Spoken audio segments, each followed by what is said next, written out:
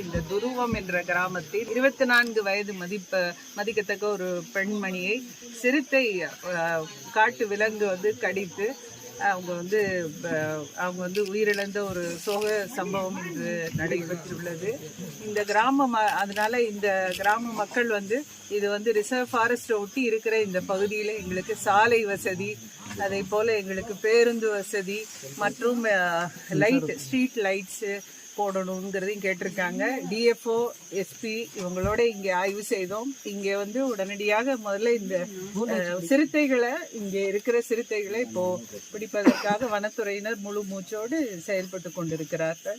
மக்களுக்கு தேவையான இன்ன பிற அடிப்படை வசதிகளும் நாங்கள் செய்து கொடுக்கிறோம். அரசாங்கத்தில் இப்போ இதுக்கு ஒரு சிறப்பு திட்டம் வந்திருக்குது. இந்த சோலார் வேலி அமைக்கிறதுக்காக நம்மளுடைய ஃபாரஸ்ட் ஒட்டி இருக்கிற பகுதிகளில் உள்ள கிராமங்களுக்கு அதுக்காகவும் நாங்கள் ப்ரப்போசல் அனுப்பி அரசு விரைவில் இதற்கான ஆணை பெற்று செய்து கொடுப்போம். சிறுத்தையை கண்காணிக்கும் பணி எப்போ தொடங்கப்படுமா? இல்லை, இன்று காலையில் முதல்ல நம்ம ராமாலை குடியாத்தம் ராமாலை கிராமத்தில் காலையில் ஒரு சிறுத்தை காலையில் 5 மணி அளவில் கிராம பகுதியில் பார்க்கப்பட்டதாக சொல்லுது. அதுவும் இந்த வீரச்செட்டிப்பள்ளி ஃபாரஸ்ட் உட்பட்ட பகுதி. அதனால இப்போ டிஎஃப்ஓ மற்றும் அவங்களுடைய வனத்துறையினர் முழு மூச்சோடு அந்த பணியில் ஈடுபட்டு கொண்டிருக்கிறார்கள். வன விலங்குகளை கண்காணித்து விரைவில் இந்த சிறுத்தைகளை பிடிப்பதற்கான பணியிலும் ஈடுபட்டு கொண்டிருக்கிறார்கள். செய்திகளை உடனுக்குடனும் துல்லியமாகவும் தெரிந்து கொள்ள சப்ஸ்கிரைப் பண்ணுங்க.